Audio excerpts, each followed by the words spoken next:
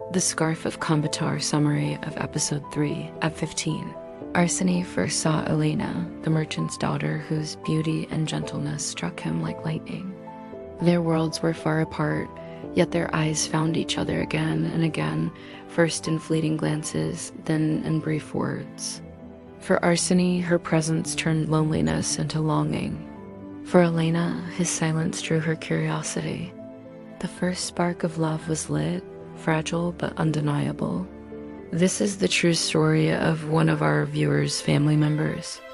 Episode 4, Stolen Moments. There are loves that announce themselves with noise, with bold confessions and declarations shouted to the skies. And then there are loves that whisper, that creep quietly into the soul until one day you realize it has taken root, and there's no way to tear it free. Arseny's love for Elena belonged to the second kind. It grew in silence, in shadows, in places hidden from the world. Their first real conversation happened on a path behind the marketplace. Elena had lingered after her father's trading was done, her basket heavy with fruit. Arseny, passing by with a bundle of firewood, nearly dropped it when she called his name. Arseny, she said, as though she had been rehearsing it, testing how his name felt on her tongue. He stopped, his breath uneven. Yes, he answered, voice low. She smiled, the same smile that had undone him before, and then asked, "Why do you always look at me, but never speak?" The question pierced him. He wanted to tell her everything, that her presence had split his world open, that her eyes haunted him, that she had become the only color in the gray of Kunbatar. But all that left his lips was a whisper, "Because I don't know if I am allowed." Her laughter, soft, restrained, was not cruel. It was music. "You are allowed," she said before walking past him, her scarf brushing against his arm as though it had been planned. That night Arseny did not sleep. He held his mother's scarf against his chest, whispering her words over and over in his mind. "You are allowed." From then on, their stolen moments began. They met where no one else would see, near the stream that ran outside the village, behind the crumbling stone wall of an abandoned sheep pen, in the shadow of the ridge where wildflowers still grew.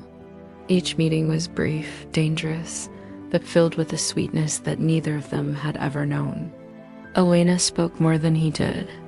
She told him of her childhood in Makashkala, of streets lined with shops, of books she had read, of music she had heard in places he could barely imagine. Arseny listened, his silence not emptiness but devotion. He drank her words like water, storing them inside himself. When he did speak, his words were few but heavy.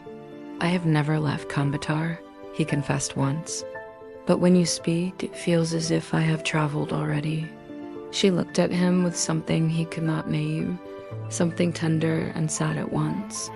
"You carry more in your silence than others do in all their words," she told him. Their hands brushed sometimes, at first by accident, later by choice. Arseny's heart pounded each time, his chest so full he thought it might break. Elena laughed more in those moments, a laugh that seemed to lift the heaviness from his life. But alongside sweetness, fear grew. They both knew their love was forbidden, fragile against the weight of their worlds. Elena's father was ambitious. He would never allow his daughter to bind herself to a shepherd's son. The villagers, too, would whisper, laugh, condemn. Love in Kunbatar was rarely a choice. It was a transaction, a way to survive. And yet they met again and again, as if each stolen moment could hold back the tide of inevitability. One evening, as the sun bled red over the mountains, Arseny brought her to the ridge where he often sat alone. From there, the entire valley lay open, the village small beneath the vastness of the peaks. He handed her the scarf, his mother's scarf, worn but still soft.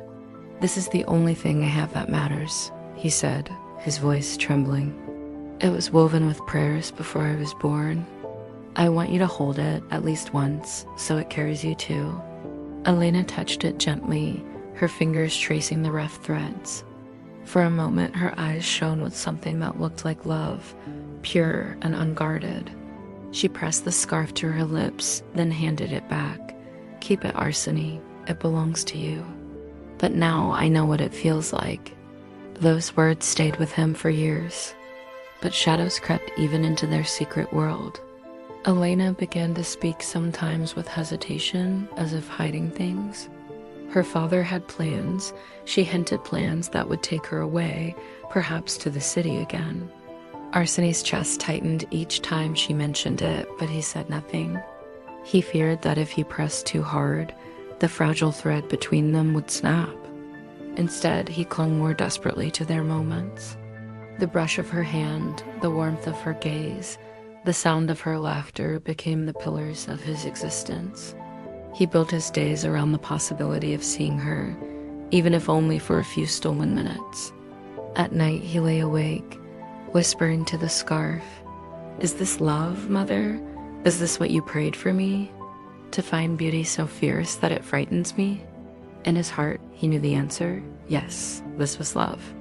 Not the kind that grew in daylight, witnessed and blessed by family and community, but the kind that bloomed in shadows, fed by secrecy and fear. The kind that feels sweeter precisely because it is forbidden. And you, listener, must carry this carefully. For though their love seemed to bloom, already cracks had begun to show. Already the weight of the world pressed against them, threatening to crush what was fragile and pure. Please wait for the next episode. This journey has only begun.